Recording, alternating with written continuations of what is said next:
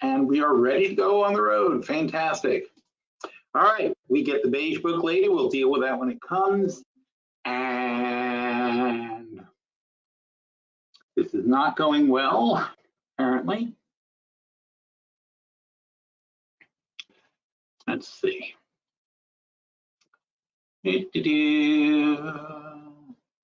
Got Sage over here.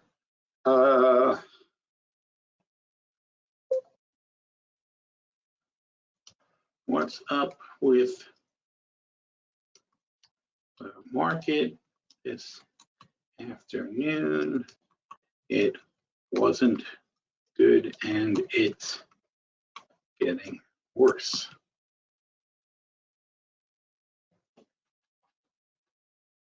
Let's say what he thinks it is. What's this? Go to webinar. We need that. We need that. S&P mini map. Oh, that's good. Let's look at the 1 day performance. 1 hour after hours, 1 day. Okay. Oh, geez. Okay. Well, basically everything is selling off. So we've got NVIDIA down 3%, Broadcom down 2.5% because, oh, who was it? Because, was it AMD or somebody's restricting the chips for Broadcom or for Qualcomm? Oh, I can't even remember anymore. ASML is restricting the chips for Qualcomm, I think it is.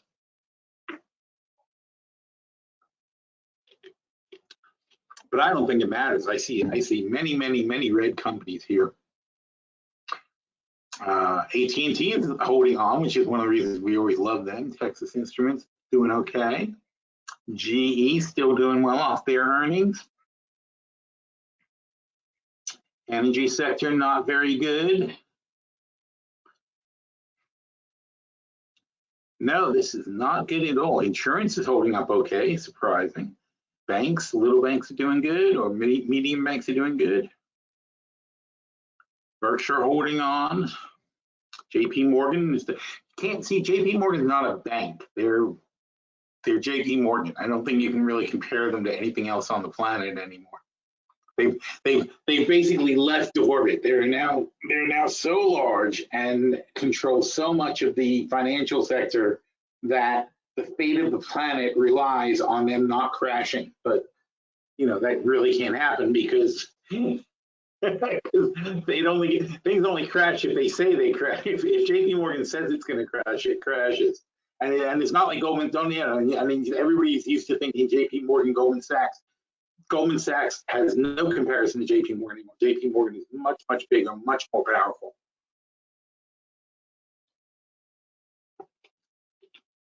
And you know why? It's because JP Morgan is JP Morgan. They're everything Goldman Sachs is, plus they own the world's largest, plus they have branches. They have the retail section that makes them unbelievably powerful. So anyway, back to Bodhi. Or Sage, sorry, it's Sage.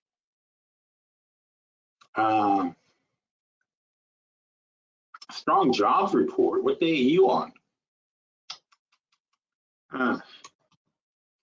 Today is October 23, 2024. I don't think you're looking at today's data, are you? As I was saying, Sage is not Bodhi. Bodhi is trained better on this stuff than Sage is, because I've gone through all this crap with Bodhi, and he always makes sure he looks at the right date and so on and so forth.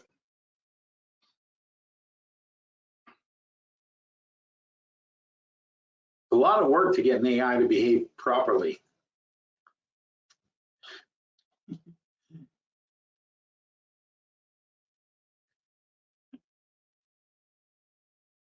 You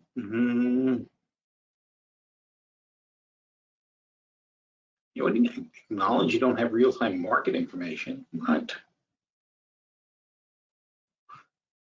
Oh God, I'm not even gonna try. This is just silly. I don't have Bodhi set up on this machine. Are you kidding? You have live internet access. Please use it. Goodness me.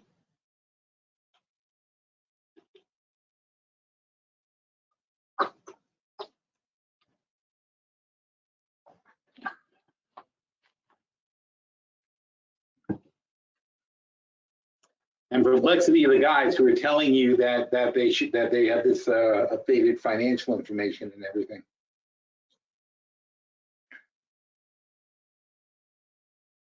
Oh, for God's sake, what is this? Something wrong with this whole thing?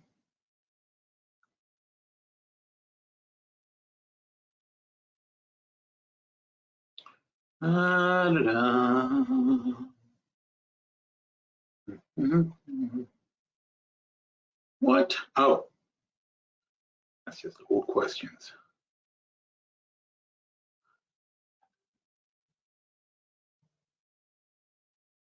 Ah.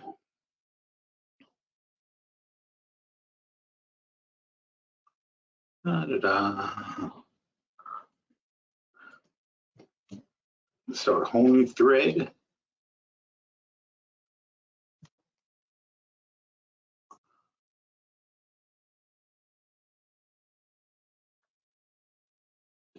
See if we get the thing working properly. Otherwise, I'm going to have to analyze the market myself. Oh no. Oh, and I don't have the goddamn charts. Ah. So far, this is going great, isn't it? All right. Let's get some work done. This is terrible. All right. So it's been a bad few days. So this is a week so far, and it's been down, down, down, and the VIX is going up, up, and up, getting towards 20, which is when you know you've got problems in the market, when the VIX is hitting 20. The Nikkei down 1,000 points, more than 1,000 points now. Euro stocks are down. Everybody's down. NASDAQ crushingly down, 1.5% down today. It's exactly what we thought was going to happen. I mean, you know, it's what we talked about last week. There's going to be a pullback. Very simply, I don't like to make it sound so simple because it gives the wrong impression. So Dow Jones is down, NASDAQ is down, S&P is down. This is still not the right amount. It still isn't the right day. NASDAQ's down 1.5%, so it doesn't matter. This is still wrong. Wow. That's the other horrible thing is when you start counting on AI and then it can't give you the freaking answer. Several major companies contributing to the negative, and McDonald's, of course, with the E. coli. You know, it's funny because I was watching Trump McDonald's. So I was looking at Trump and I was thinking to myself, he's got no gloves. Aren't you supposed to wear gloves when you're at McDonald's? I mean, I had a friend who worked at McDonald's. I never actually worked at McDonald's, but I worked in plenty of restaurants. Do they just hang out there with no gloves and do this stuff? It seems like, I guess they do. I never really thought about that. He was talking about how it's great that they don't touch the hands or whatever, but you know, this is what happens. Trump works at McDonald's and suddenly McDonald's has E. coli outbreak. But you know, he's got no hairnet, just working the fries, dropping the whatever that stuff is. It's not hair, but whatever it is he's got on his head is falling into the fries. This is the love affair he has with McDonald's. This was when he was president. He had this. This is the White House. This is the White House. It's just sad. Anyway. So he doesn't, so he goes to McDonald's, he works for about 10-15 minutes. He talks to everybody there. The McDonald's was closed, it wasn't operating, and he just handed out some stuff to a couple of people who were already, it was like they play acted. They did the whole thing, it was rehearsed, and then they sent the cars through and it was all staged, and They weren't even real people. They were like supporters that they picked out and rehearsed with. Crazy. It's like this gigantic, and he's doing it to show how he's doing it to say how Harris faked that she worked at McDonald's. Like she put that on her. She mentioned it that she worked at McDonald's when she was young, like any normal person would, right? And he had a hemorrhage about how like it's fake, and he's claimed McDonald's said a mistake, which they didn't. Who the hell knows if she did or did not? Because Harris is the same age as me, so you know when I was in high school, like I said, I didn't do it. My friends did. That was 1979, 78, 77 in that range. Who the hell would have a record of that? You know, McDonald's wasn't, you know, McDonald's is a franchise. So the people she worked for were the local little franchise. They don't like submit the records of every employee back to corporate McDonald's in 1977. And even if they did, would corporate McDonald's in 1977 have any possible way of keeping track of that stuff? It's insane. I mean, there's no way to prove you did, and there's no way to prove that you didn't work at McDonald's when you were 17. But it's not generally something people make up stories about. And you know, and again, it's not like it doesn't really pad your resume, but it doesn't detract from you either. It's just a thing you did. I worked at McDonald's. I was mostly a waiter when I was young. I delivered newspapers. My first job was delivering newspapers. My parents lied. I hope the statute of limitations expired, but you had to be 11, and I started when I was 9.5 delivering newspapers. My parents lied about my age for me, so I could deliver newspapers when I was 9.5 years old. I did that until I was 12, and at 12, I lied and said I was 15. I think it was 15. Yeah, it's crazy. I was a tall kid. So when I was 12, I said I was 15. I became a busboy, and I got a job as a busboy in a restaurant. And so I'm always like exaggerating my age to get jobs. And then I got promoted to being a waiter as a 14-year-old waiter. So I must have been like 12 and a half or something like that when I started. And I did counters. I actually was doing counters when I was still 13. And I got promoted from counters to doing tables. And there I'm like a 14-year-old kid doing a job you had to be 16 for. But I was freaking good at it. I was so good. I left the deli. Here's me. I'm 14 years old. I'm so good. I left the deli and went to a much better restaurant to get a job as a waiter, even though I shouldn't have had any job at all. But I'm so confident. I'm just like, yeah, I'm going to get a better job than this. But oh my God, I mean, I was so rolling in money. I mean, to have a job like that when I was so young is great.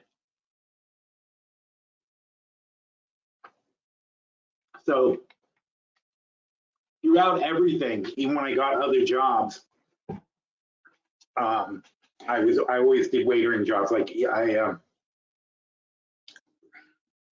did waitering in a bunch of restaurants. This is in Rockland County, New York, and I made a fortune. I actually ended up doing catering halls. Catering halls was great money because you would make $50, huge money back then. $50 for, well, to put it in perspective, a brand new Volkswagen Beetle was $2,000, and I would make $50 per shift on the weekend, so I could make $200 doing 4 shifts on the weekend. You know, a morning bar mitzvah in the morning and a wedding in the afternoon or whatever. And I made $50, and sometimes I would get tips. Sometimes somebody would hand you a 20, which was amazing.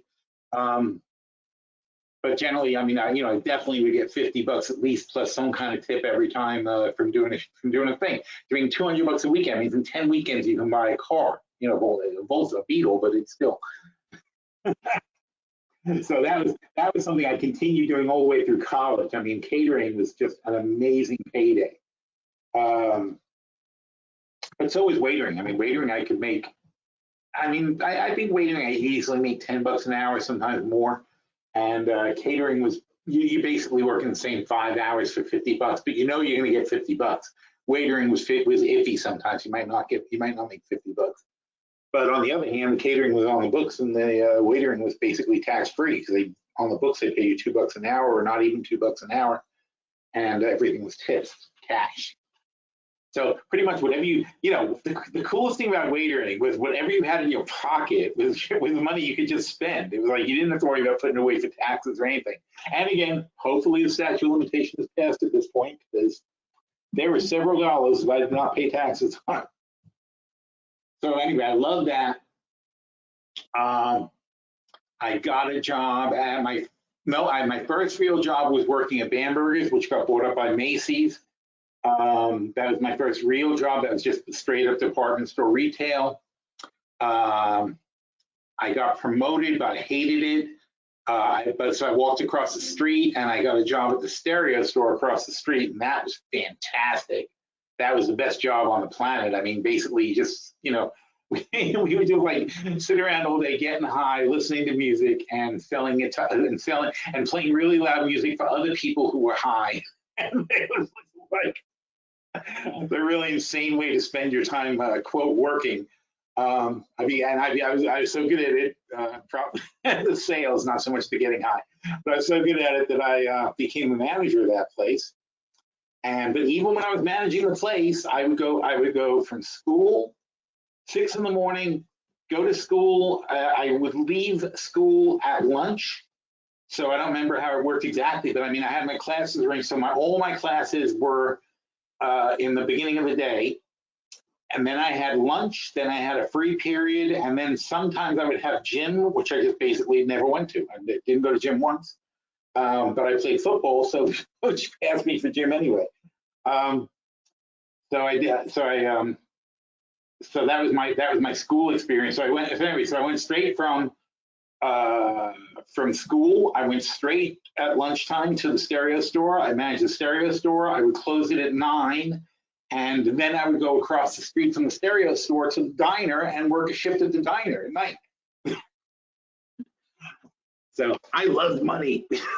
I was just really into like just working and making money and having money. And I went to every freaking concert in the world. I went to Europe. I went to Japan. I took trips all over. I skied.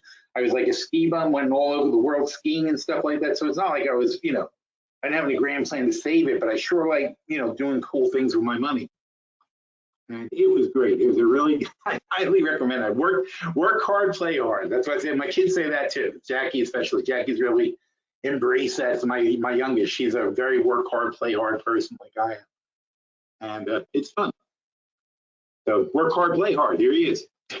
Work hard, play hard. What else? So where were we? We were talking about what's wrong with the world and why Sage doesn't understand any of this stuff. Oh, this isn't Sage. This is the basic. Anyway, so McDonald's. That's what got us there. So E. coli.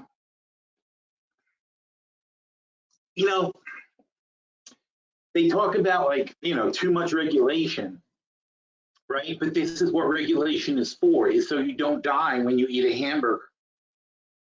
So it's, and they're saying it's the onions, but how, my question is, and again, didn't work at McDonald's, but I'm pretty sure that the onions they use on the quarter pounders are also the onions they use on a hamburger. I think that is probably the way it works. I can't imagine they have different onions, different burgers. So I'd be very cautious about McDonald's. I'd be very cautious about frozen onions. I don't like, honestly, I don't really like going to these places because, if you watch Gordon Ramsay's show Kitchen Nightmares, you'll understand like how important food safety is. And again, even with all these rules, they're not enforced well enough.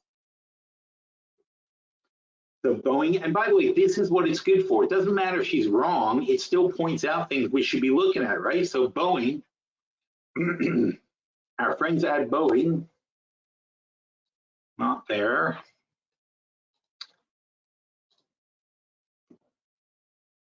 They did not have good earnings. There was nothing exciting about this stuff. They're down 1.7%, but they're still pretty good. They're still up a lot.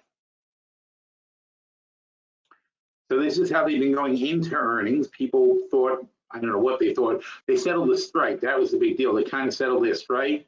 So then everybody's enthusiastic, and now you're at 160 into earnings. But if you look across 160 is kind of where we fell to after the last earnings, and these earnings are not any better. So earnings sucked, expectations were down, and they missed again. And this is nice. I love these. I mean, this is a very functional way to present things. So they missed by up to 1%, which is not a tremendous miss, but it doesn't matter. They lost $10 a share. It's only a $150 stock. They lost $10 a share. That's not good. Revenues were at least online.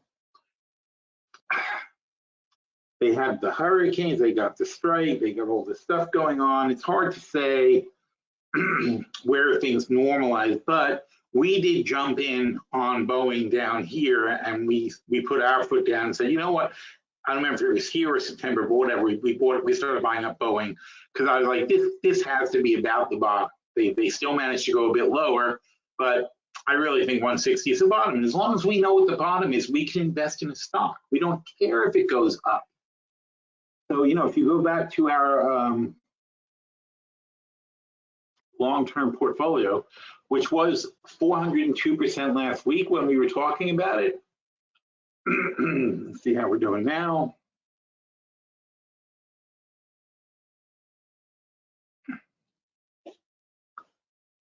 Yeah, 412%. We're doing better. And why is that? Because we had stocks that burned us on the way up. They went too far up. So now that they adjust back down a little, it's better for us. It's not always good for us when the market goes up, up, and up. The one flaw in our strategy, as far as the way we play it, is we cap our gains. And because we cap our gains, and we're capping our gains at like 20%, we don't expect the market to go up more than 20% a year. So if the market does go up more than 20% a year, we could actually take a hit. Not that we don't make 20%, but we don't make 30% or 40%. We start taking a hit because some of the stocks that go up a lot, they break through where we shorted them, and we can't get out of trouble. We can't roll out of trouble. So it's not terrible, but we just don't outperform the market. We don't like to not outperform the market. So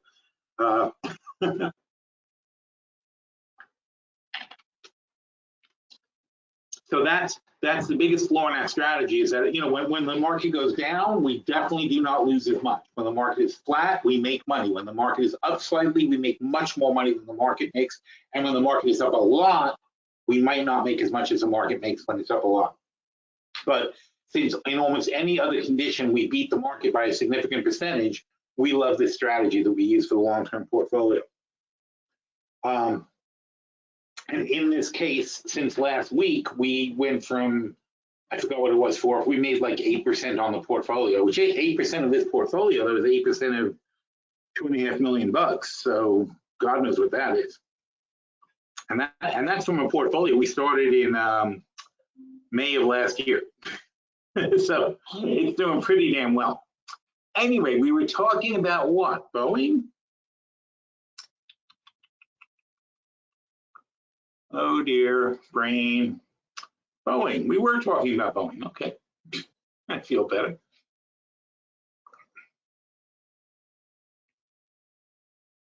No, wait. Boeing. Yeah, we're talking about Boeing. So, oh yes, I know. When do we buy Boeing? That's right. So we adjusted the position on the on September 24th. We increased. We basically doubled down on Boeing on the 24th, and that was here. Oh, that was good. We were very patient. We waited until here. We got a little bit lower, but not too much. But we waited even down here. We were patient. And here I finally put my foot down about 150-ish and said, no, we're doubling down on the 24th. Oop, there's the 24th right there, bottom of 155. So 155, we put our foot down and doubled down on Boeing and moved into a more bullish position, which is not really that confusing. It's we have the 135, 170 bull call spread. So you notice what we did here. We're not super ambitious. And that's the key when you adjust. See, this is the thing. People, they throw more money into the position, but they don't improve their chance of success on the position. we reposition our options, and we reposition so that we have the 135 calls, which are down here. All right, I'm sorry, we did it in September. So in September, we rolled our calls down to the 135s, and we then sold the 170s, which are only up here.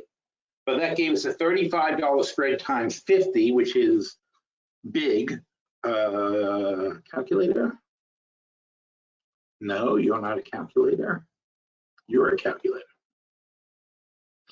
No, you're a Cal. The South Park thing. All right, anyway, so 35 times 50 and 2 zeros for good luck, $175,000 spread. So what we have here is $175,000 spread. If we hit 170, we're halfway in the money. We're $20 in the money. We sold the 150 puts, and again, I put my foot down and said that's our value. So on 9/26, we sold these puts. We already had the 180 puts, and I'm not moving on them because I think 180 is a very achievable goal for a year from now. So we have the 180 puts, we have the 150 put short, and we sold some January 220 calls, but we sold those a long time ago in March. And that's what we have left over from the trade before. In other words, we rolled the rest of the trade. We left those short puts for January, and we had sold those in March when Boeing was up here. And thank God we did, right? We sold was it the 220s? Yeah. So in March, on March 20th, we sold the 220 calls for $26. And that's a total of what?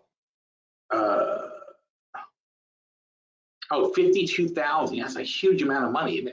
We sold it for $52,000. So back here, March 20th, 2020. Way down here. Oh, I see. Oh, it was on a tear. Oh, so Boeing jumped up, and I said, oh, this is a good time to sell the 220 calls because people are paying a lot of money for 220 calls. How much were they paying? 26 bucks or something like that. $26. $52,000 we sold the short calls. Now, we had a long spread to cover it, but we just didn't think this was a realistic price. It wasn't going to get hit. And lo and behold, it wasn't hit. And guess what happens? We make $52,000 in January. If it's not up to this level, we make the rest of the $52,000 with there's about $18,000 left. See, $18,550 is left. And that goes in our pocket. Meanwhile, the rest of the spread, and this isn't the original spread, mind you, but the rest of the spread as it exists right now is net 248, 500 minus minus $170,000 minus, we sold these puts for $25,000, minus we sold these puts for $20,750 minus $52,000. So overall, the spread as it stands now is a $19,250 credit. And what did we say this is? $175,000, right? So there's a $175,000 spread that we got paid $19,250 to get into. There's no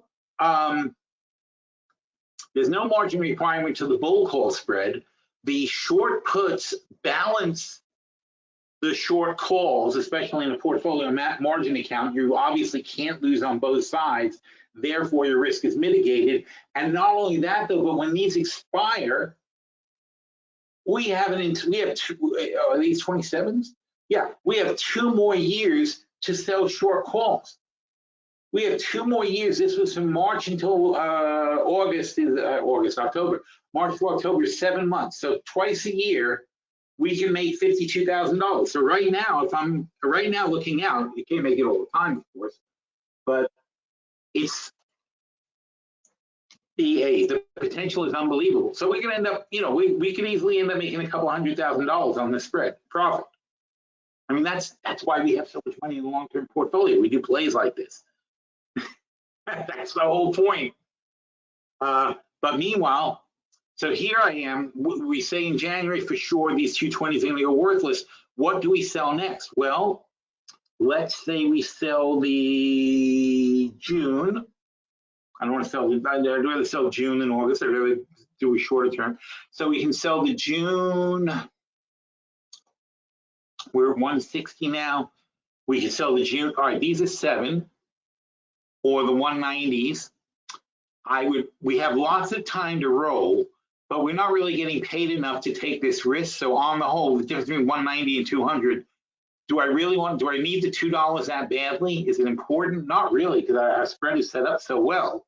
But on the other hand, we do have the short puts covering it. So I guess I'd split the difference and do the 195s. So it's going to be 820 for the 195s. And if we sell, let's say we only sell 15 of those, 820 times 15 is another $12,300. Just boom, drops in our pockets.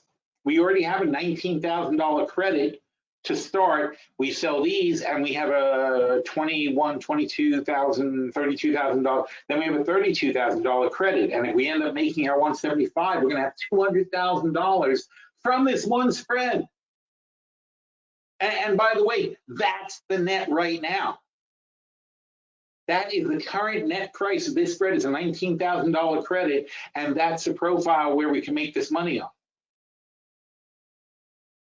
That spread with a $19,000 credit can be, well, it won't make, that's going to assume that we expire worthless on the short 220s, but then once you get to January, then we get to sell against it. What are we selling against? We're selling $12,300 against a $19,000, I don't remember, $200 credit, 64%. We're collecting 64% in 6 months. No, let's say 6 months. So we're collecting 64% in 6 months on a position that we're going to run for 24 months. So we have 4 chances to do that, and that's 12 times 12 times 12. This is $25,000, $50,000. We can easily take another $50,000, easily pull in $50,000 while we're waiting to make our $175,000. And if it doesn't work out, the $50,000 cash plus the $19,000 we started with in the first place is a credit. And remember, that's right now, that's the credit on the spread. So $69,000, let's say $70,000 credit, that's sideline cash we have towards adjusting the position should it be necessary. So we've got flexibility, we've got protection because we sell puts and calls, and they're very widespread apart, so they're very unlike, they can't both hurt you at the same time. And we've got our very realistic in the money spread that's more than halfway in the money already, and that's going to pay off as long as IBM doesn't drastically, as long as Boeing doesn't drastically go down. And if it does drastically go down, we could sell more short-term calls and use the money that we have on the side, $70,000 profit that we have sitting around, that we're going to use to roll down the longs to a lower strike, unless, of course, we have a reason to abandon the position. But either way, you can see the power of doing this. It's the combination of option strategies that allows you to both hedge and protect yourself, as well as set yourself up for some massive gains against a fairly ordinary stock. Boeing's a little not ordinary because it's had such crises lately. But even so, even with all this stuff that went wrong with Boeing, if you look at the weekly chart, it really hasn't gone anywhere. If you've been trading Boeing since 2022, it went from 225, where we shorted, remember? So it went from 225 to 160. So that's your range. It's basically a $60 range. It went up a little bit and it went down a little bit at different times, but generally it's staying pretty much in that range. It can be above and it can be below, but if we have a fairly predictable range, what do? Well, when it's 20% higher than our midpoint, if it's 20% higher, we short more. If it's 20% lower, like we doubled down in September, we add more. And then we reap the benefits on the way up. So that's how the position can go from, probably it was 50, 60,000 before, it was 50, 60,000. Now it's 175,000. And frankly, if it drops again, depending on the reason, right? The pilots going on strike, or not the pilots, the mechanics going on strike, but the unions going on strike in Boeing, it's not the same thing as a plane blowing up. And a plane blowing up isn't the same thing as a complete design flaw. And they've had this. This has happened to them. They've had the plane blow up. They've had the design flaws. They've had the strikes. Okay, but are they killers of the company? And a friend of mine just had this argument yesterday with me. It's because he, you know what happened? He showed me a thing from TikTok. And I get so annoyed when people do that. People do it to me all the time too. Look at what this guy on TikTok says. I'm like some random moron on TikTok is like telling people that Boeing is going to go bankrupt. But that's the game. And it's the same game that Jim Cramer, and all you got to do is Google Jim Cramer market manipulation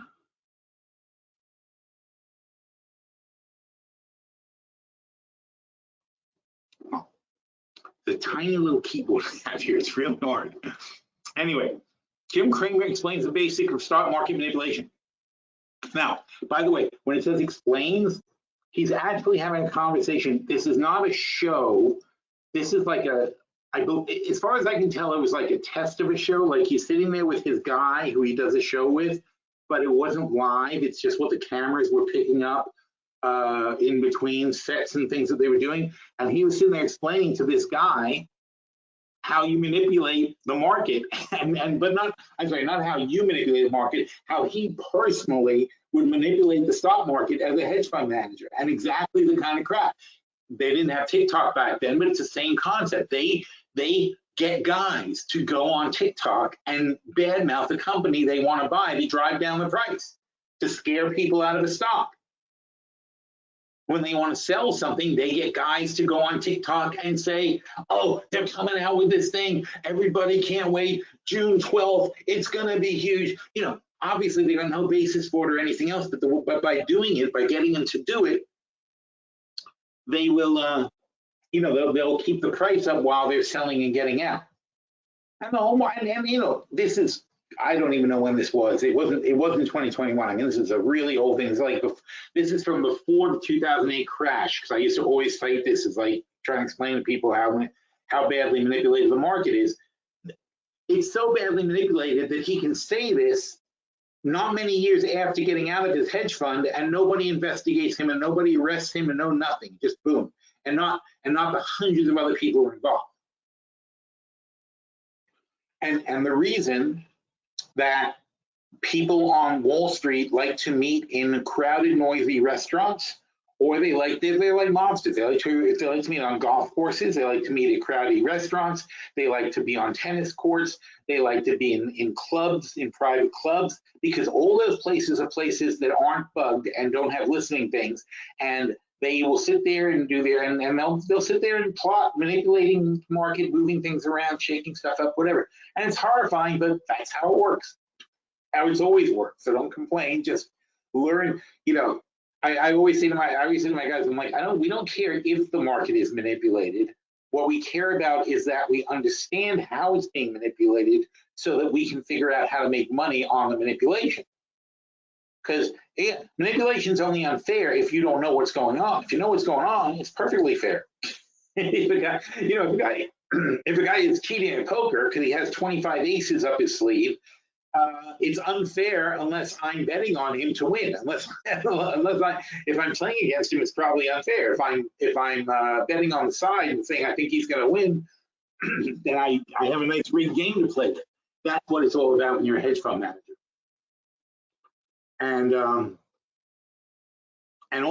almost all of them, they all play games. They all do stuff. They all, even Warren Buffett will talk one side of his ass and do something else. He'll say how great something is while he's selling it. Bank America, for example, he's dumping and dumping and dumping Bank America. But at first he was saying positive things about them, but you know, he can't help it. At a certain point, he dumps so much that it shows up on everybody's radar, And then he's got to have something else to say. And then somebody else in his organization says, well, it's a very fine bank, but we've run our course, blah, blah, blah, which is true. They didn't dump Bank America because it's a bad bank. They dumped Bank America because they made too much money. They're done. Another thing people don't get about portfolios, BAC.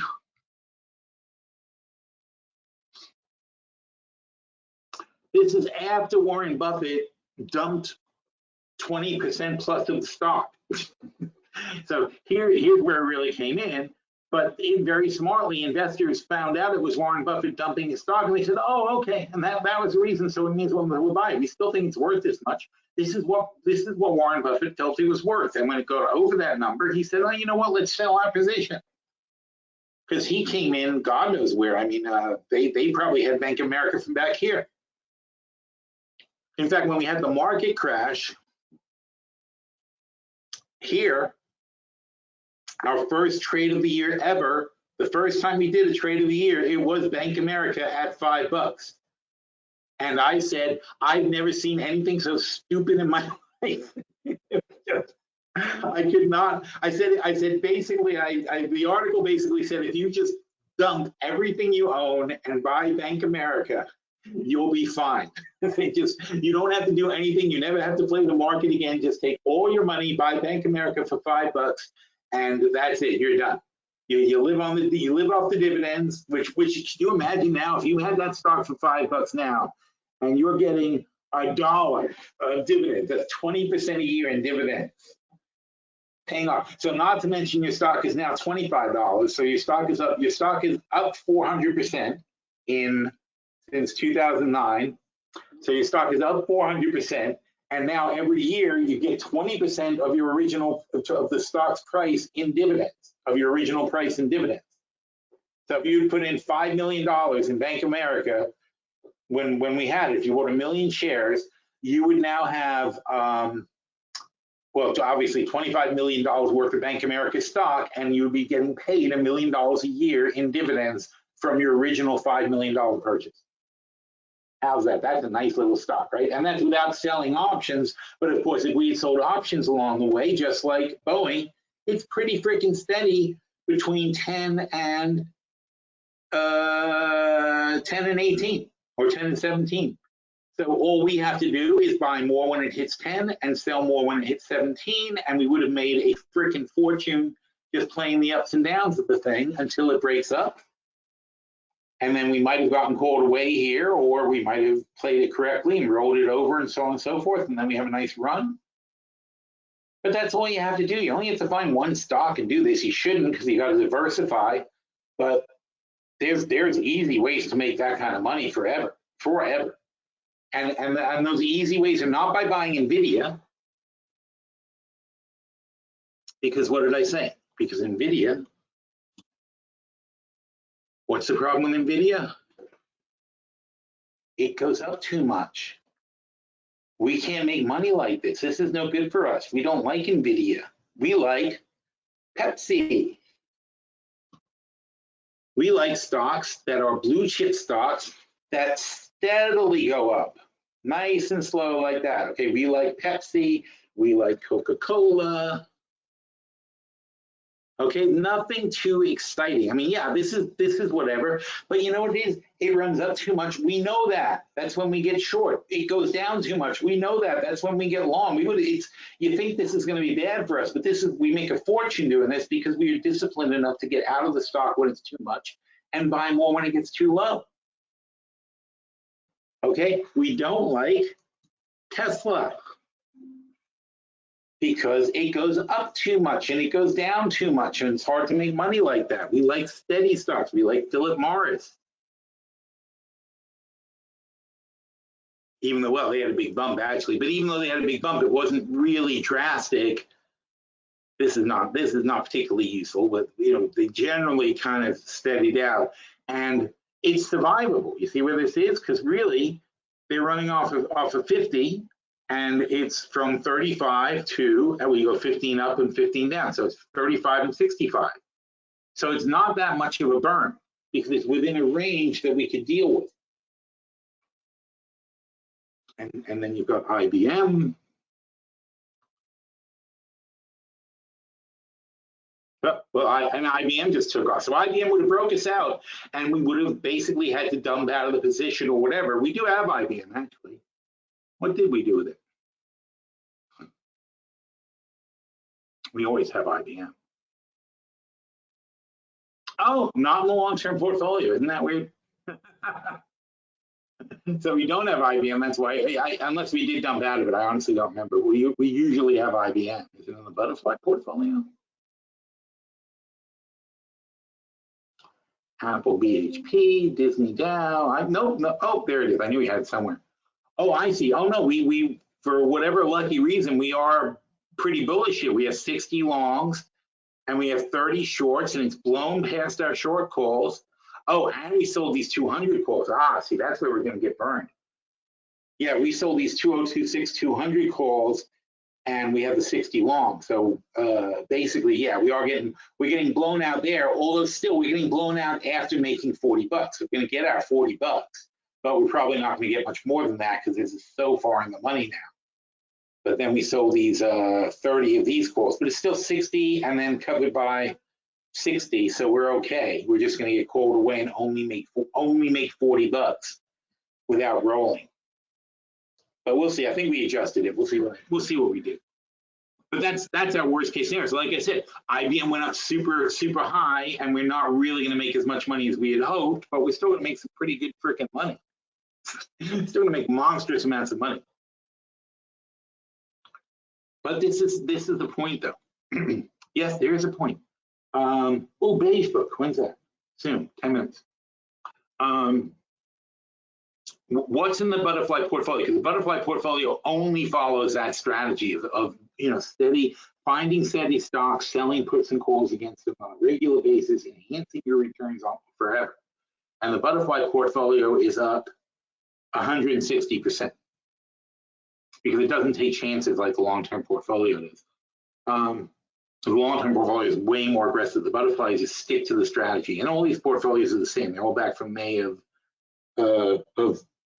23, of May of last year, because we started a whole new round of portfolios back then. So like it's Apple, and look how much Apple we have. We're like really cranking up the Apple. BHP, BP, Cisco, Delta Airlines, Disney, Dow Chemical, IBM. Notice the diversity: International Paper, Coca-Cola, Mattel, Pfizer, Rig, the ocean drillers, TAN Materials, TD Bank, Valet, the miners, and Whirlpool. I mean, blue chips. It's blue chip. And they mostly pay some sort of dividend. They are hugely traded stocks. They're very liquid. They're easy to sell options against. They're not exciting at all. You're not going to get to brag to your friends what a genius you were tripling up on some stock or whatever. But you know what you're going to do? You're going to make this kind of money on a regular basis in your whole portfolio. And that's worth 100 times having a triple to brag about at the bar. It really is. It's like you learn that. Because, when you look at the Forbes list of all the richest people in the world, it's like none of them say occupation day trader. Nobody's a day trader. Long-term investor, Warren Buffett, yeah, he's on top of the Forbes list. Not day trading, though. You've got to invest. You've got to have a long-term perspective. You've got to work the market and let it be to your advantage. Being in the house, basically, like we say over here. Let's see, anybody questions? No questions, very good. And we find bargains. And I mean, as when we do our portfolio reviews, Phil's posts. So last week we did a portfolio review. There it is.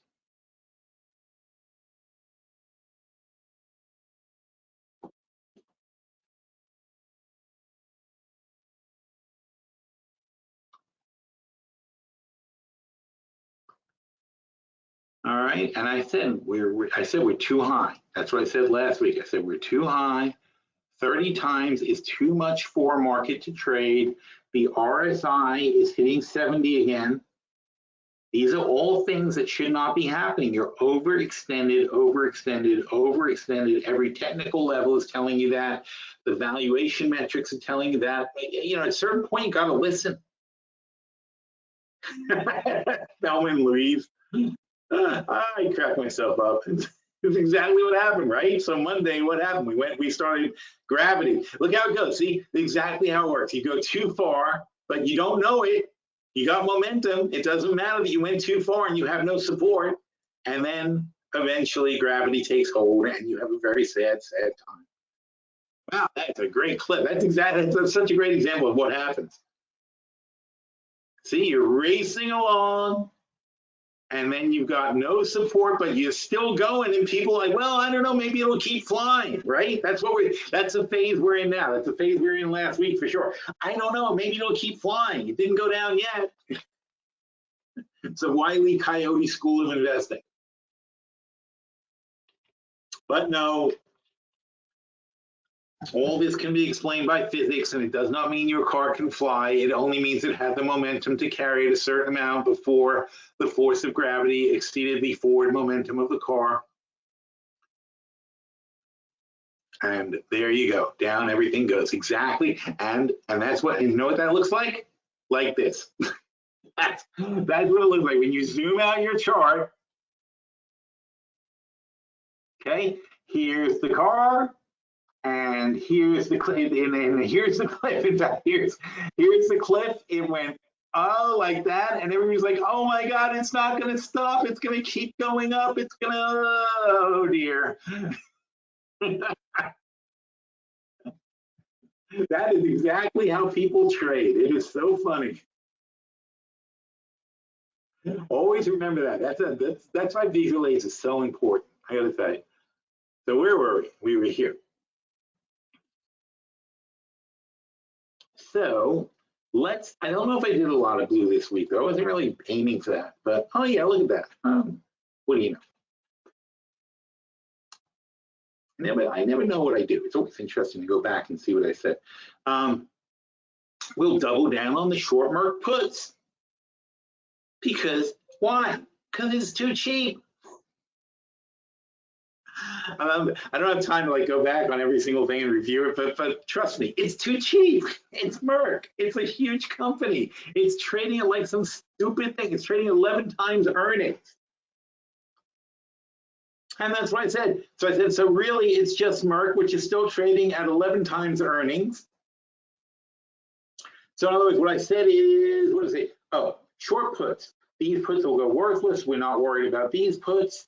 And that means it's just Merck that we're worried about. Merck is, so all these puts are green and doing well. Merck is $125 put we sold for $10.50, so that nets out to $115 or $114.50. And Merck is at 109. Oh my God, Merck is at 109. And the short puts are 20 bucks, 19 bucks. So, well, 109 minus 19 is easier, right? So it's 90. So it's net 90.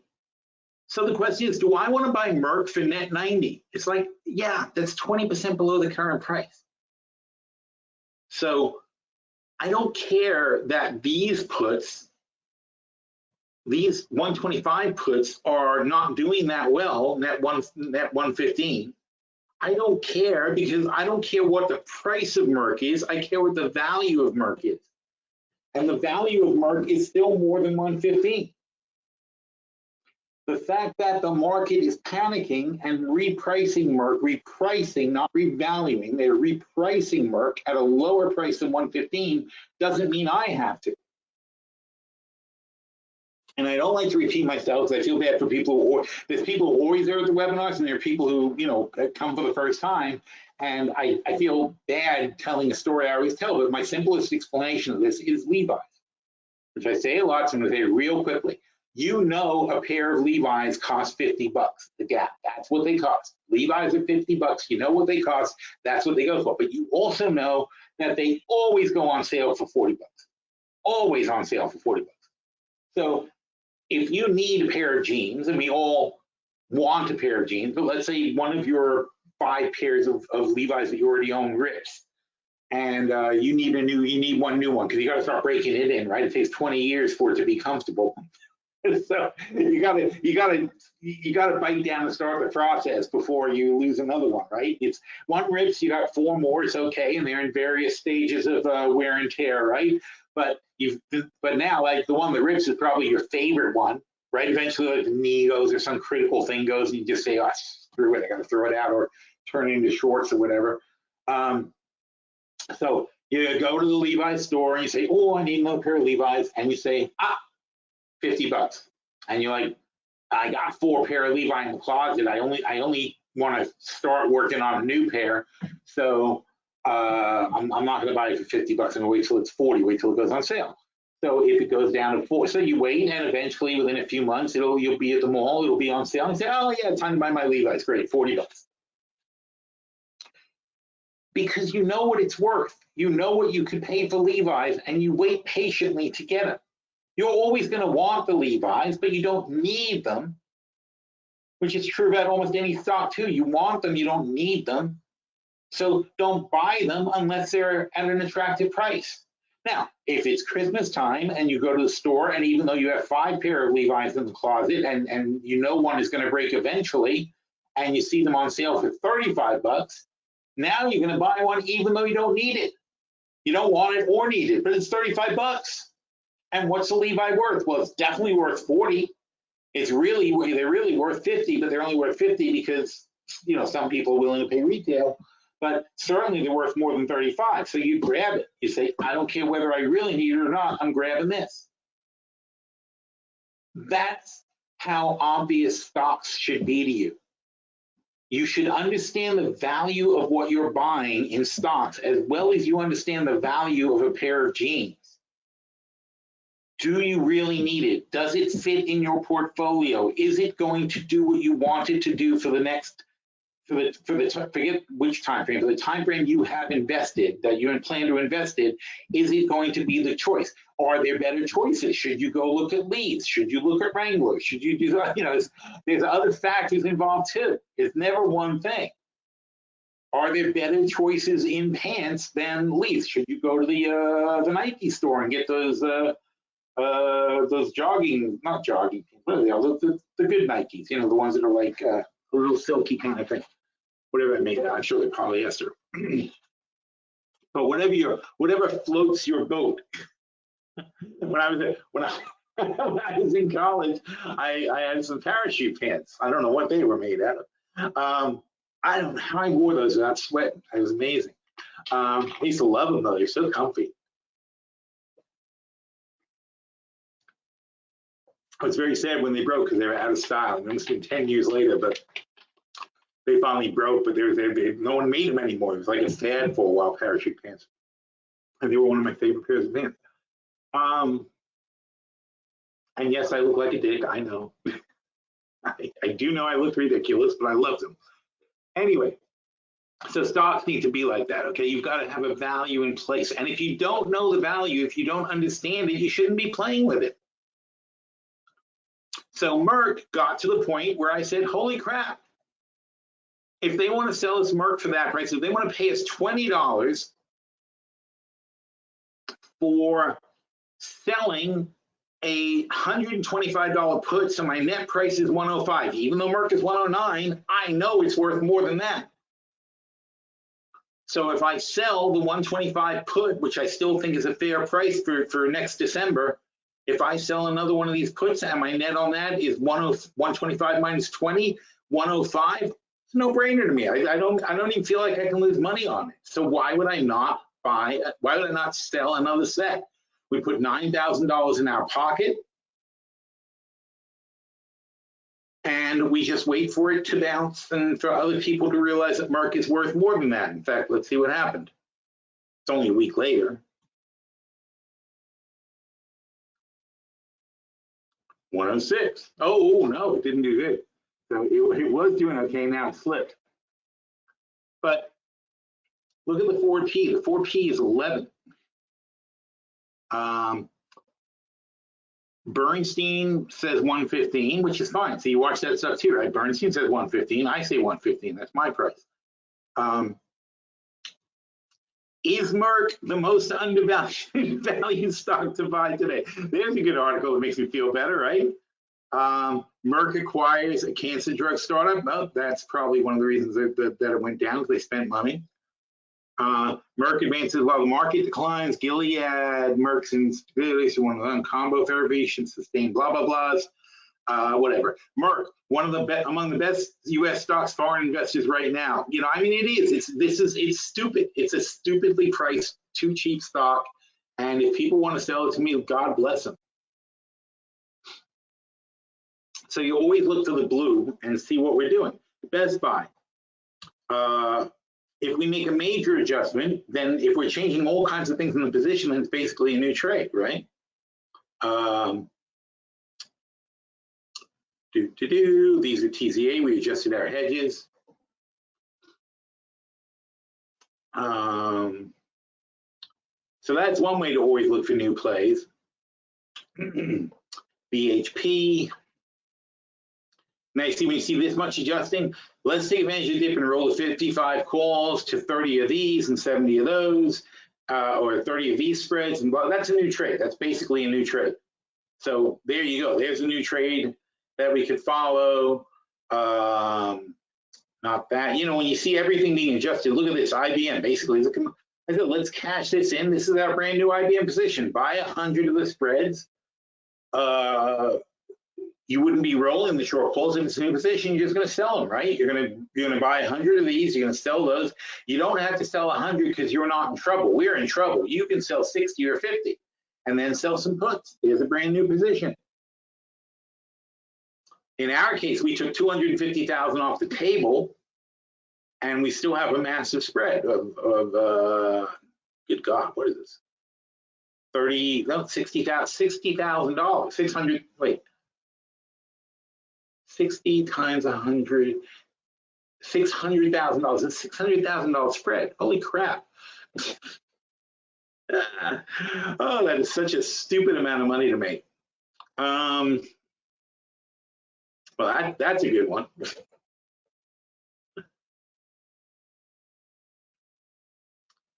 Here's SoFi, obviously exploding upward. Very nice. We love those guys. So you can see if it's blue and we're making bullish adjustments, or we're making new trades, or we're changing the trade to restructure it, those are great for new trades. And we do this every single month. So every month there's going to be 5, 10 different things in our portfolio reviews that are brand new trades that you can make. JP Morgan, the juggernaut, the unstoppable force in America. Oh, I cracked myself up. Look at that. That's JP Morgan, basically.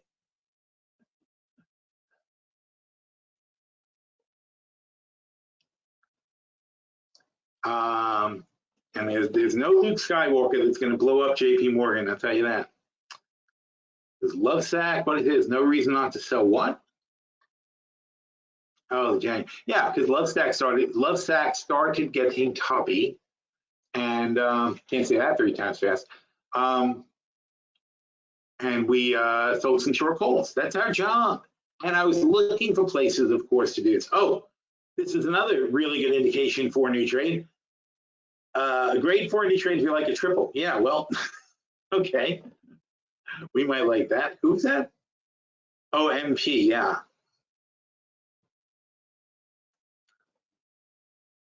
Here's Moderna. I think it'll come back one day. We're one disease away from them becoming a massive company again. Nike, we made a new spread for Nike. We like them long term. Woo. Here's Qualcomm, which took a hit now. Here's RH breaking out. But look, a whole new trade on RH. Oh, there's another really good hint, right? STLA, I can't see any good reason not to double down on them. I mean, again, another one stupidly oversold, just ridiculous overselling. WBA, we created basically a new trade. I said, works as a new spread too. I even said it. It's not complicated. Find the blue stuff, make your trades. Not hard at all. Okay, Beige book, Fed. Let's get somebody who's not stupid. Log in. I don't know what Perplexity has done, but they messed things up very much. What's going on here? I'm not logged in. Oh, welcome back.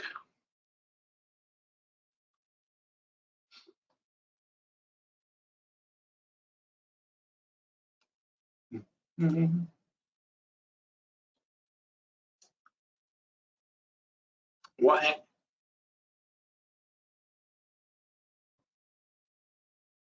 Oh, there we go.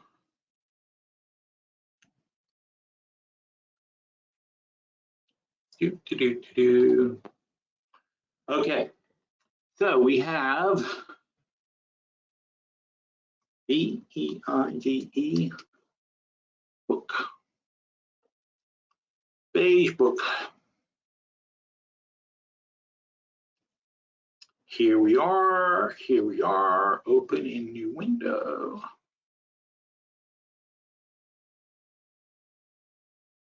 Well, let's do it backwards. One thing you kind of realize about the computers is they don't get confused about doing things backwards, forwards, and sideways, so you don't have to go in any order. So right now, let's just get a summary of this Beige book. Control C.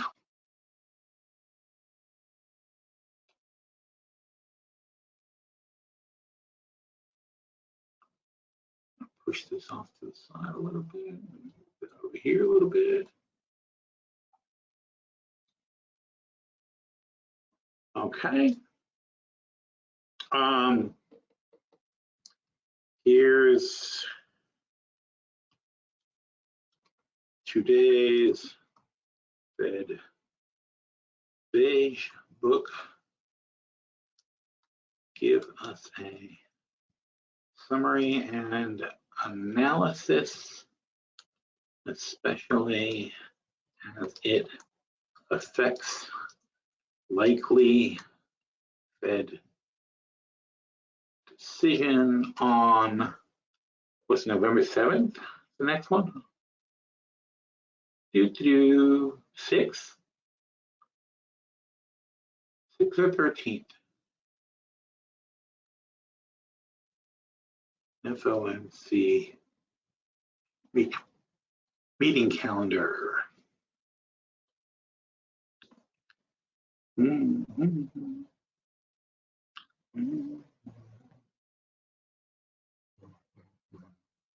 7th.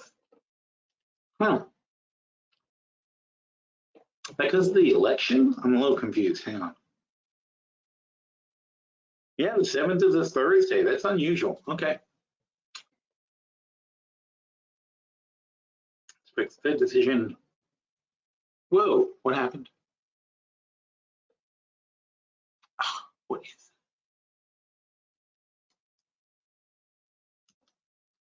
it? On November 7th.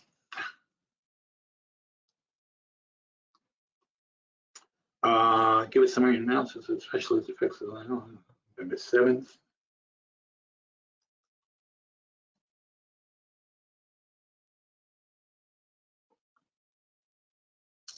Quote.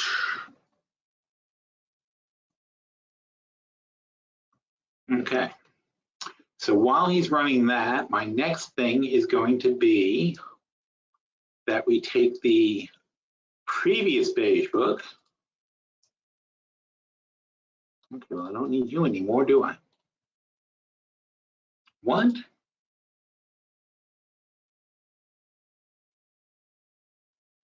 What, are you kidding? It doesn't like label the date.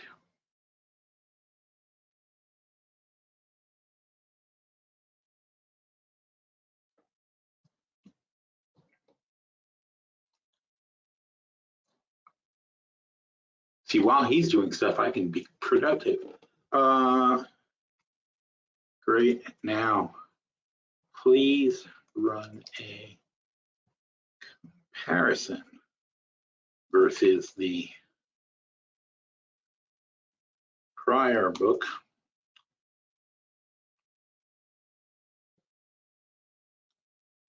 And let's focus on the trends and of course within the context of how Fed action may be.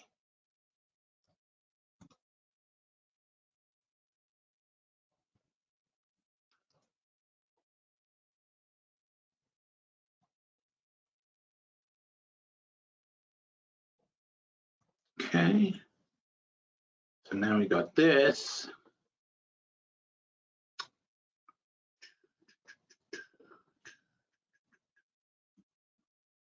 All right, and now while he's doing that, we can go back to the first response. Wow, okay. So, summary of the general trends, economic activity. Let me put this more in a, like, make it bigger.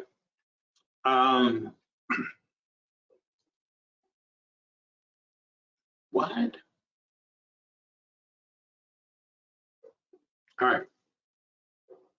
Economic activity remained largely unchanged. Only 2 districts reported growth, modest growth. So not much growth in this current beige book. Most districts reported a decline in manufacturing activity. So weakening. Banking sector activity was steady to slightly up. Loan demand was mixed. Some districts noted an improvement in outlook due to declining rates. But that, of course, has now reversed because the actual rates are creeping back up. And so that benefit was very short-lived. That's why it's very important to pay attention to what date the beige book was taken to. Consumer spending, mixed reports. Less expensive alternatives. Housing market. Expanding inventory, stable, slightly rising. And again, this was because the Fed had just pushed rates down and they bounced right back after this report. So there wasn't enough of a trend to really gain momentum in housing. Commercial real estate, generally flat. Infrastructure projects boosted activities in some districts. And then you got to think about the election and the infrastructure projects that Biden and Harris have in place. Will Trump continue them or will he curtail them to pay for his tax cuts for his buddies? Agricultural activity is flat, down modestly with some crop prices unprofitably low. Unprofitably low is a very dangerous thing. Farmers are going broke selling the crops. They planted them 6 months ago. They're harvesting them now. You know, it's pumpkin season, so whatever crap they, gourdy sort of things are being very much in and being taken down now from summer growings. So crop prices unprofitably low, energy activity unchanged, and we know that was up and down also. Despite elevated uncertainty, contracts were somewhat more optimistic about the long-term outlook.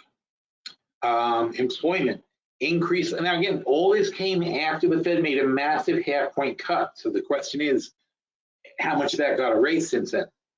Employment increased slightly. Half the districts reporting slight or modest growth. Worker availability improved, making it easier for firms to find workers. However, difficulties in finding workers with skill is always the same thing. Skilled workers, huge shortage. Wages continued to rise at a modest to moderate pace. Multiple districts pointed to a slowdown in the pace of wage increases, though larger than usual pay increases were reported for some workers in skilled trades or remote areas, obviously, because there's a shortage. Prices. Inflation continued to moderate, selling prices increasing, slight or moderate pace. Specific sectors, prices in food products, eggs and dairies increased more sharply. Home prices edged up in many districts while rents were steady or down. Consumer sensitivity, many districts note increasing price sensitivity among consumers. We've been seeing that everywhere. Input costs rose modestly. That means profits are being squeezed. Consumers can't spend. Prices are going up to the manufacturers. Insurance and healthcare costs are going up for the employees also. And for people who don't have employees paying for their health plans, Input prices rose faster than selling prices. The new trick is they don't raise the price of the healthcare plan, but they take away benefits. Like all of a sudden, I think anybody who has prescriptions knows they're seeing this, right? There's a creep in the price of your subscriptions. You go to the pharmacy, your healthcare plan didn't go up, but now every time you pick up a prescription, it costs much more money. That's not good. And you know, I mean, I think you know, it's my job, I guess. I think about this stuff. It's like, yeah, okay, fine. You whacking me for 30 bucks. You know, whenever I go pick up my pills, I pay 30 bucks more than I paid last year. That's not 30 bucks. A lot of people don't have 30 bucks. You know, 30 bucks a month is a choice they have to make on something else they got to cut down on. It's a horrible way to go. It's a really nasty little thing. And how much is 30 bucks a month? 30 bucks a month is $360 a year increase in my insurance. So it's, you know, whatever that works out to, but I mean, it's a significant increase in my insurance over the course of the year. It doesn't seem like a lot, but what they've done is, what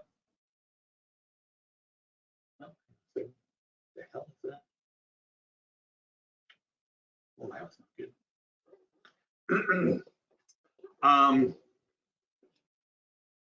It doesn't seem like a lot, but this is how they nickel and dime you to death. Analysis implication. In fact, my daughter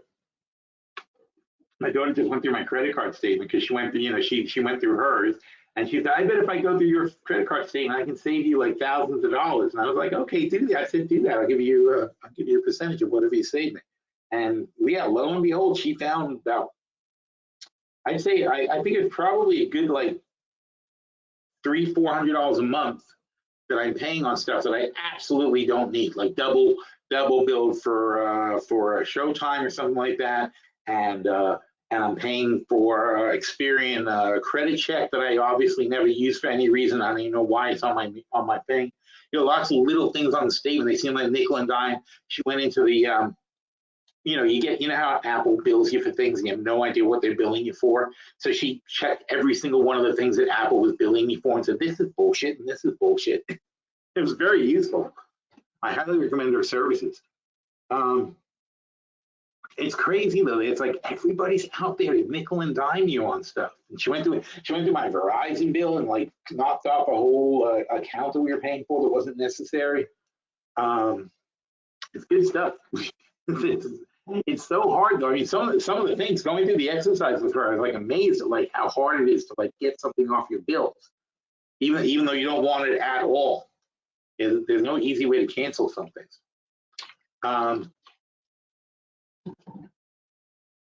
So you know, I definitely recommend like you know, if you have kids if you have younger kids, it's like a really great thing to have them do for you because they got the patience to do it and they get really motivated on things like that. Inflation and price stability, moderating inflation, because I know there are services that do it, but I don't want to give all my information to a service, right? I trust my daughter. I don't trust some service to like have every password I've got and everything I've got so they can verify everything. Moderating inflation, the continued moderation suggests that inflationary pressures are easing, aligning with the Federal Reserve. So they're good on that. Consumer prices, and that's reversing also. Consumer price sensitivity, increased price sensitivity among consumers could further limit ability to raise prices. Compression of profit margins, this is bad. Might discourage businesses from expanding, or this is how we slow down the economy.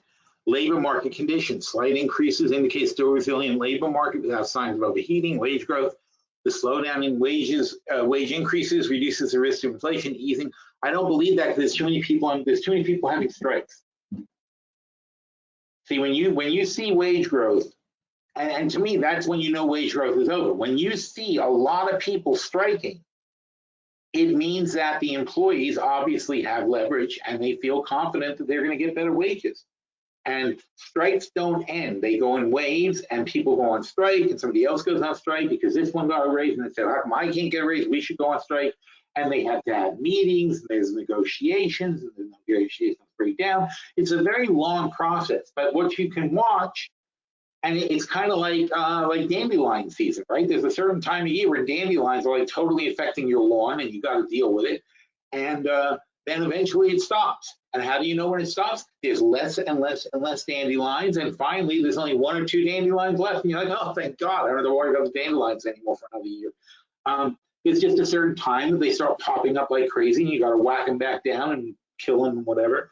That's what strikes are like. It's the same thing for the employers, right? They pop up like weeds. You got to constantly be vigilant. You got to, eventually, you're going to have to do some concessions. You know, it's like one way or another, you're going to spend money, and it's going to cost you, and so on and so forth. And you just got to, that's a renegotiation. This is how we reach a stage of equilibrium in the markets between wages and profits for the companies. You know, we don't get to directly negotiate it, which we should, but we don't directly negotiate the workers' compensation in terms of profits for the companies. But unions manage to do that, and over the long haul, it kind of balances out where the workers start getting back to their share of the profits. How does that happen? When the workers are in demand and they are able to wrangle concessions from the bosses.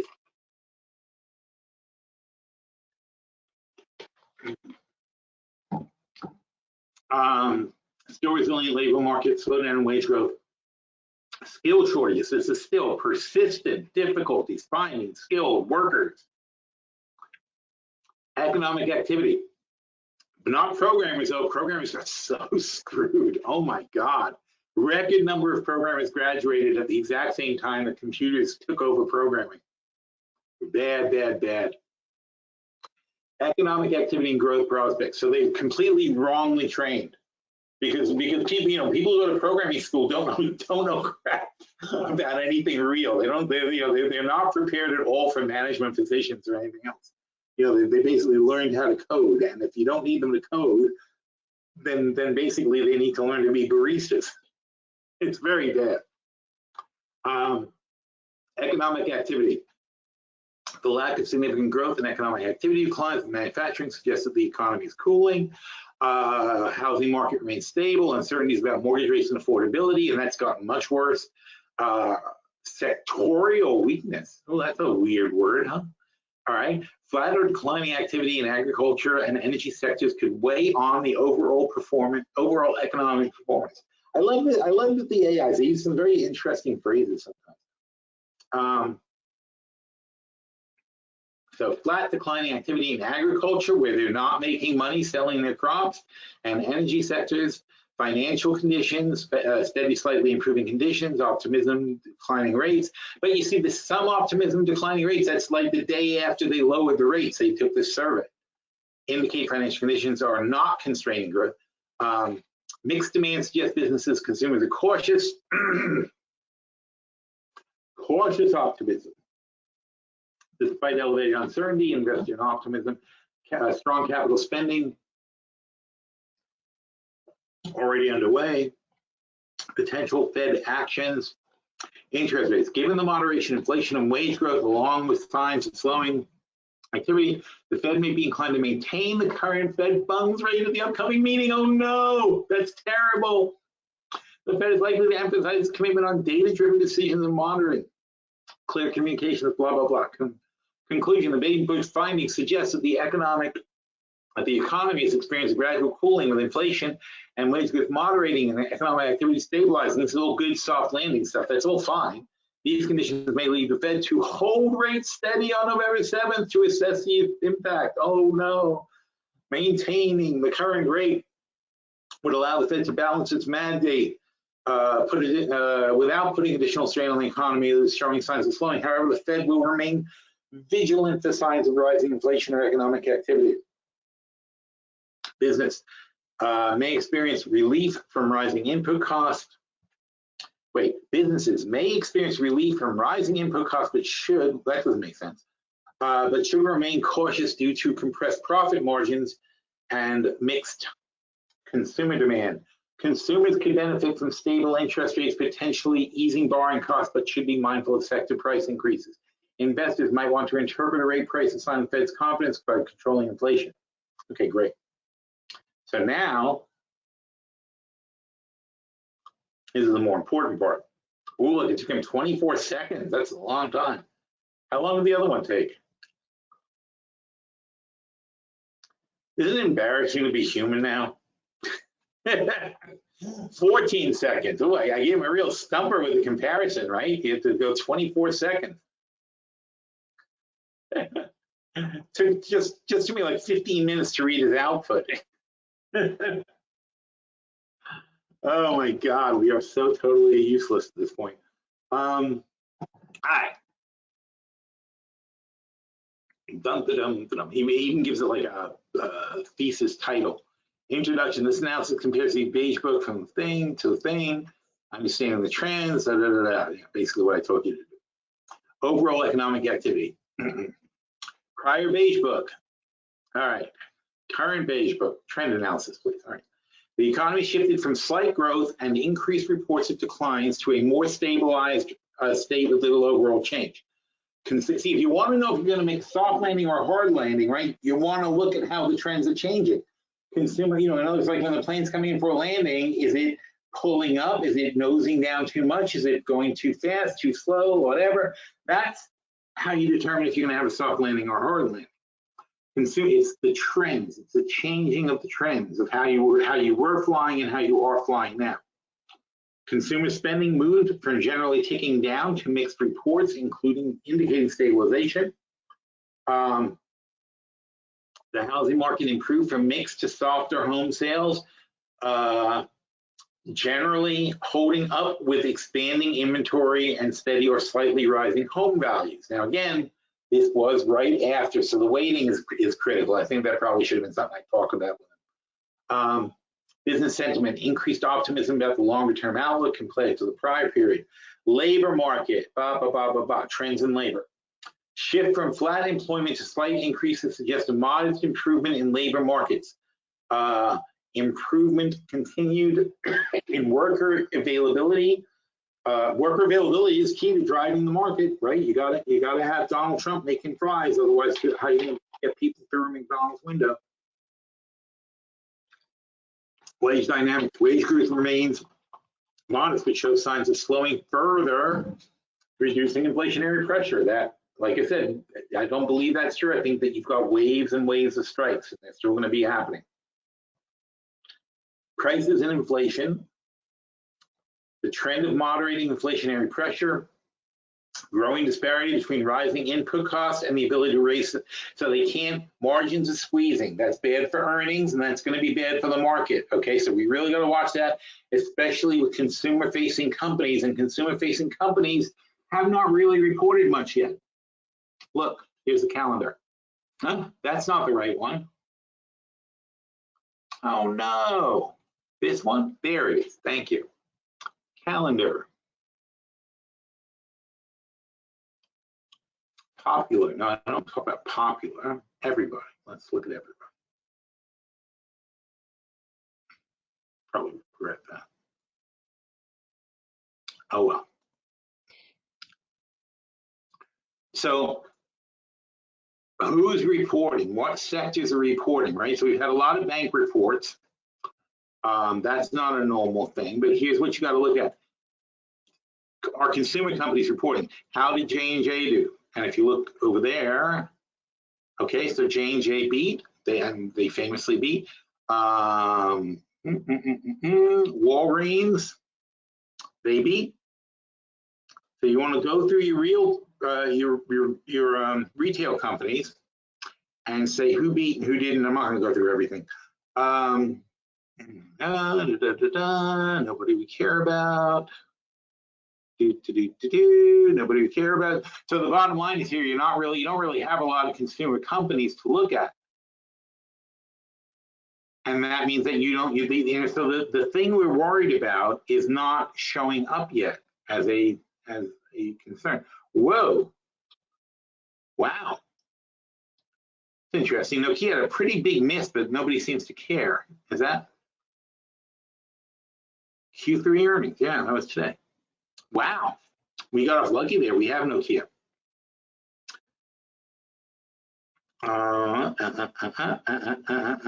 So we're not seeing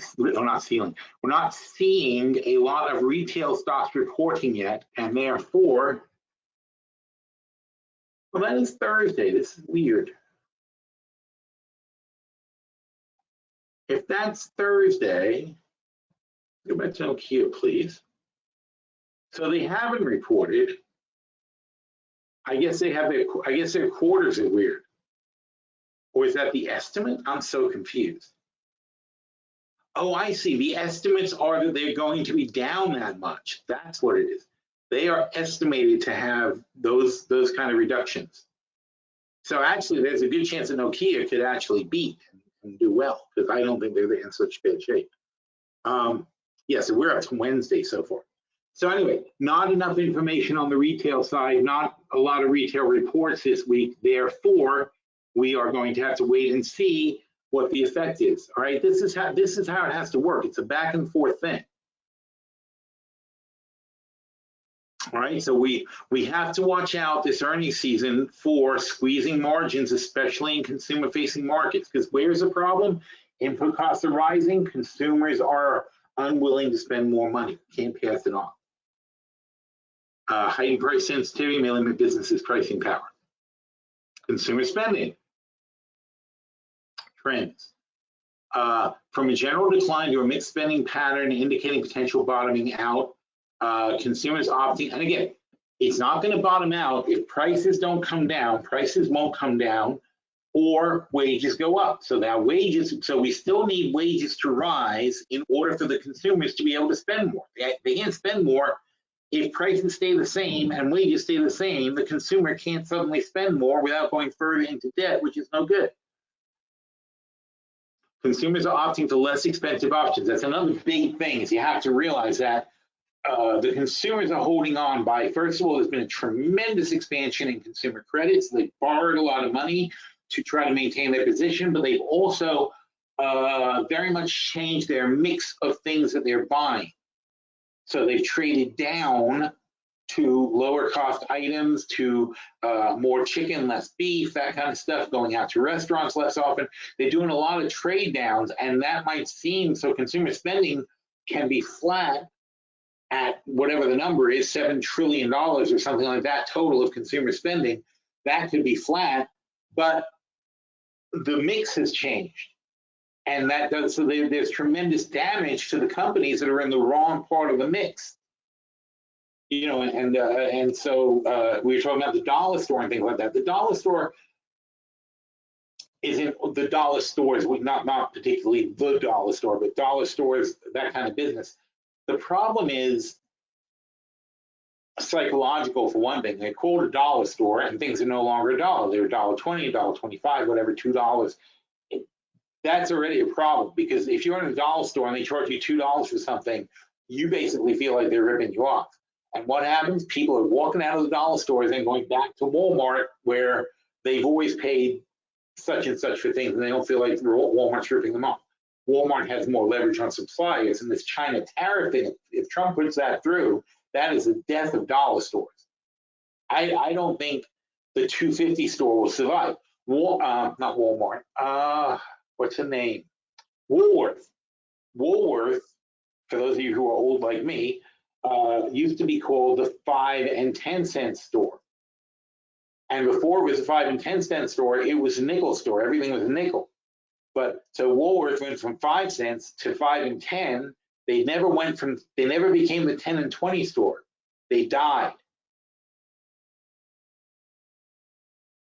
You would think people would adjust, right? But no, that's not what happened. The nickel stores went to a 5 and dime store, but the 5 and dime concept seemed too expensive to people, and eventually they couldn't pass on that additional. They couldn't go to the 10, they couldn't become the 10 to 25 cent store. Nobody was going to take that crap, and that was the end of them. And it's funny, I had that same experience when I was a kid. I collected comics. And when I started collecting comics, they were 12 cents. They had been 10 cents for forever. And when I first started collecting, I know they'd recently gone up to 12 cents, and everybody's complaining about that, but I thought 12 cents was fine because I had a paper route. I was rich. So I could go to the store. I had dollars. I made 20 bucks a week when I was 11 years old. It was 1977. Yeah, 1970, no, 74. So in 1974, I was making $20 a week. And that's huge money back then. And so I'm walking into a comic book store. I've got like $1 to buy comics with. I'm willing to blow on comics, and I could buy like 6, 7 comics, 8 comics, whatever. I could buy 8 comics for $1. That was great. That's what I read. So what happens? It really affects you. So then comics went up to 15 cents. So now I only get 6 comics for $1. I'm the consumer, right? I feel ripped off. And not only that, but the comics were getting more ads. There were more ads and less comic in the books, less pages even. So the quality was going down and the price was going up. It was my first experience with like that kind of inflation. Then they went from 15 to 20, and it all happened while I was still a kid. So it was like a really rapid succession of increases. It went from 12 to 15. It went from 15 to 20 and 20 to 25. And now I'm getting 4 comics for $1. I used to get 8 comics for $1. And they weren't as good. They were printing a lower quality paper. Everything was falling apart in my world at the time. And then one day I go to the store and they raised it to 35 cents. And I had a Karen style meltdown. I'm a little kid. I was maybe 13 years old by that time. And they raised the price of comics to 35 cents. And I was like, screw you guys. I'm never buying another comic again. I was done. I was so angry at the 35-cent price. As an old timer who remember 12-cent comics, I was so angry about the whole thing. And that was the end of my comic career. But yeah, because you're getting 3 comics for $1. I used to get 8 comics for $1. Now I'm getting 3 comics for $1, and they're not even as good. So that was the other thing, because it's like TV is now, right? Because there used to be 3 channels of TV, and you would just watch them for free, and now there's 100 channels for TV, and you pay money for every single one. But the stuff that's on the 100 channels, you used to have better quality shows on the 3 channels. Yeah, you had more quality content on 3 channels than you now have on 100 channels that you pay for. It was the same concept, because the comic book rack, the comic books used to be, you would buy Superman, Batman, Spider-Man, Fantastic Four, the Flash. They were basic. You would buy. That was my 8 comics. I would buy everybody who was famous. And get the comic. It's Superman, Batman, Spider-Man, Flash, whatever.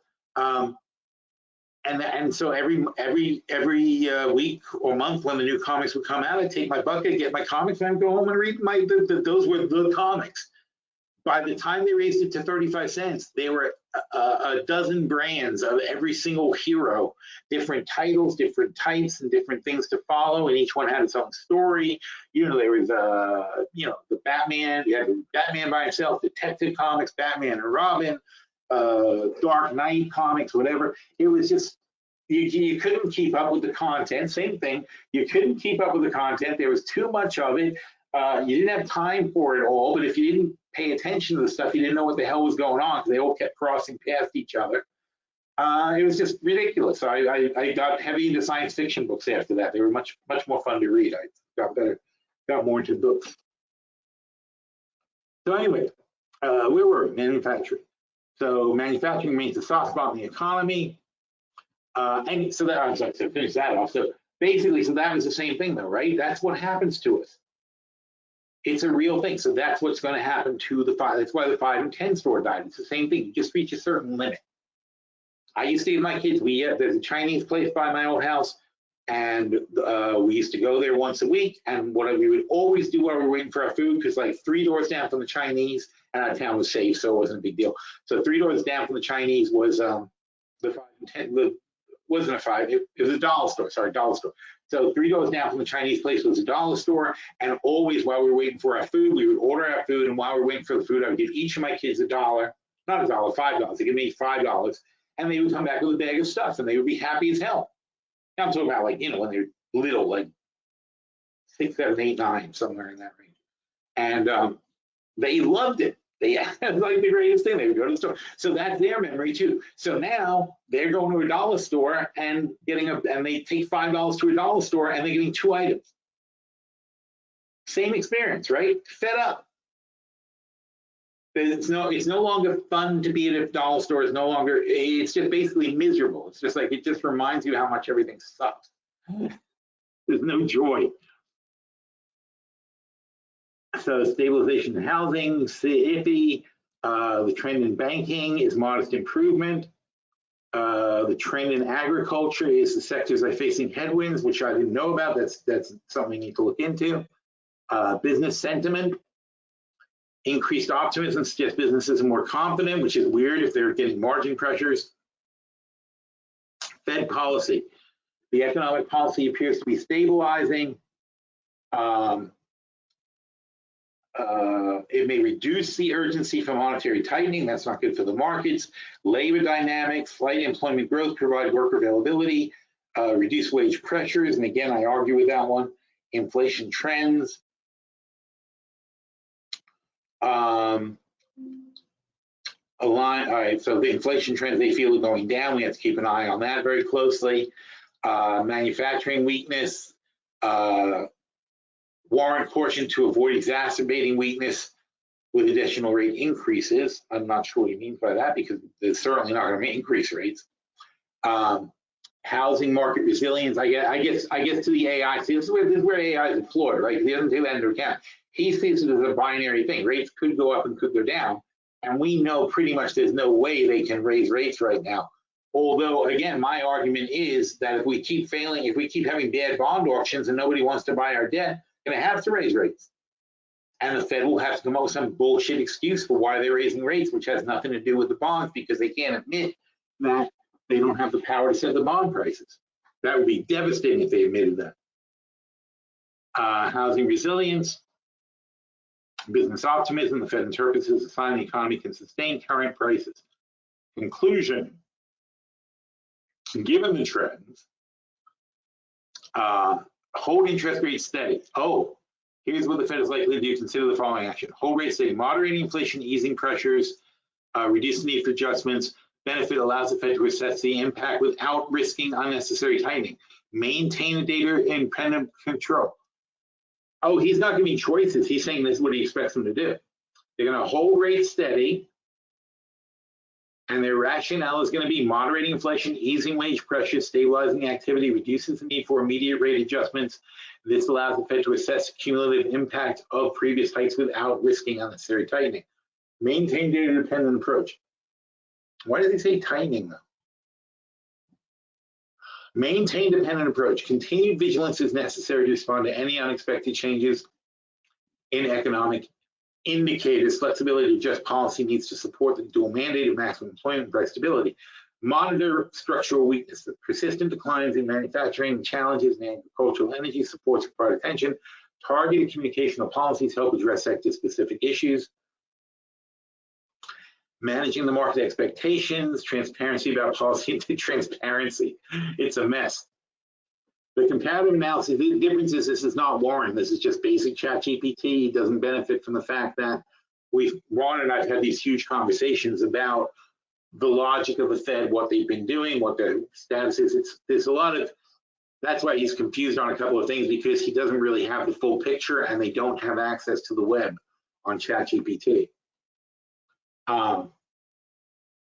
The comparative analysis suggests that the U.S. economy is exhibiting signs of stabilization, modest improvement in certain areas.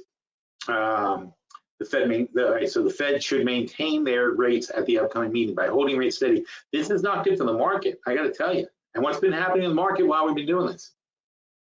Oh, can't do it there. Let's get fresh. So not good. Since we've done, now the Dow's down 500 points. The Nasdaq is down 400 points basically. The Russell's down. Everybody's down. This is not good. Look at that. The VIX spiked up. So the Beige book was not well received. That's the bottom line. Not well received at all, unfortunately.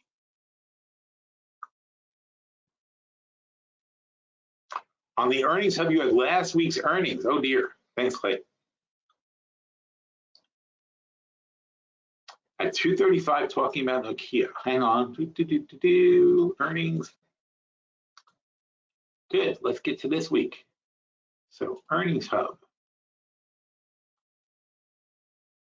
There we go. This is worth doing because we did want to talk about earnings. Coca-Cola is a consumer company. How'd they do? They were okay.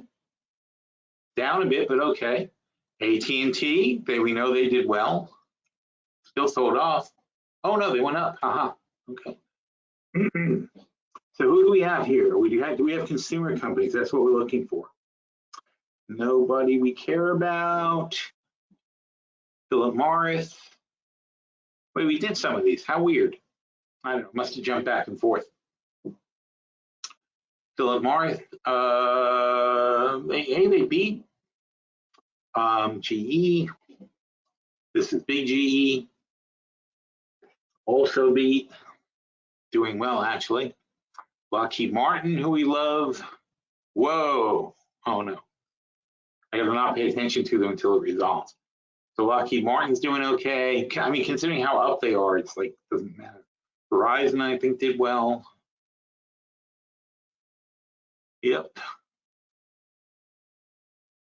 Oh, 3M, more officey than consumery, but down 3%. Ooh. General Motors, not too bad, right? Down a bit, but they beat. Come on, 21% better on earnings and 10% better on revenues, and you're selling them off? Come on, people. That's probably one we should take a closer look at. PHM, Pulte Homes.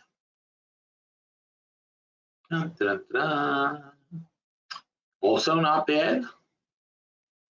We looked at Coke, we looked at tea, we buying. Lloyd's, how's Lloyd's doing? Lloyd's Insurance. Oh, wow. They never, ever. That's pretty funny. How do you never beat? Ever. That is an interesting thing. I like Lloyd's. I like Lloyd's when they're cheap because they go through periods where like they screwed up on their coverage ratios and they get super cheap, but then they recover. They always recover. This is a monthly going back to 2013. So they sometimes have good periods and it's an accident, and they sometimes have bad periods and it's an accident. But generally, they're going to trade. You know, when they're down around here below 250, it's a good time to pick them up. And when they're up here, it's a good time to sell. So they're not really viable right now. But, you know, look at this chart and consider the fact that they never, ever, well, oh, that's a disagreement. This is showing beats and the other thing is not showing beats. Wow. Oh, I take it back then. There is certainly some weird inconsistency to this thing. This is showing everything is red. Revenue? No, I don't get it.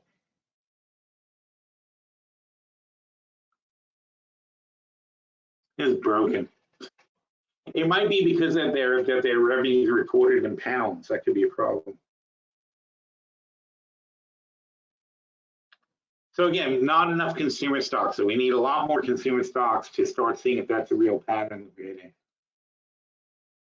And if it is, then we'll know what to do, right? We'll know that we can probably be starting to short some of these consumer stocks on earnings, especially the ones that have risen too high. We had a very good run of consumer stocks going up while the Magnificent Seven was selling off in the last market period. And if it turns out that the consumer stocks aren't really making the money people thought, then it can go back the other way very, very quickly. So that's where we are. We don't really have enough earnings information yet to make a big decision, but we do have a lot, you know, obviously tons of stuff coming up. This is this week. It's just look at the sheer number of stocks that are reporting. And then the week after that. So we have weeks of this ahead of us. Here's the election, by the way. Oh, there it is. Slow. Berkshire. Berkshire's a nice blue chip to play also for long-term flat returns, which we love. I mean, like, you know, as long as you all filled up like this, you know you've got plenty and plenty of earnings ahead of you. So that's where we're going to be. All right, thanks for pointing that out. I was screwed up. All right, perfect timing. I think I have spoken enough. My voice is getting a little edgy. So thanks everybody for coming. I hope that was informative. We did the deep dive into the Beige book, and we got some earnings under our belt, and we also got, hopefully you guys have a pretty good guide to like dig into the portfolio review, find stocks there, ask questions. We also have, which I'll be bringing up shortly, the watch list, and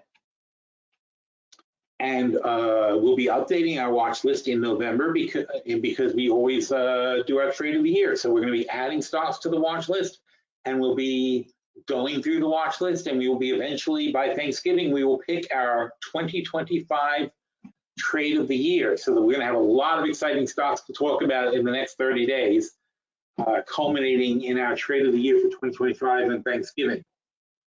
And after that, oh, I am taking a freaking vacation. I don't know what I'm doing, but we got, because you don't get this a lot, Christmas Eve is the 24th, and that's Tuesday. Christmas Day is Wednesday. New Year's Day is Wednesday. Nobody is going to work on these days at all, right? And nobody's really going to work on any of these days or any of these days. So I'm taking at least a week off. You know, I'll still, you know, check in and crap, but I'm gonna take a trip. I haven't taken a big trip in a long time. So fair warning to all of you that I am taking a little bit of time off in December. All right, but thanks everybody for coming today. I will be around next week, so see you then. Thanks.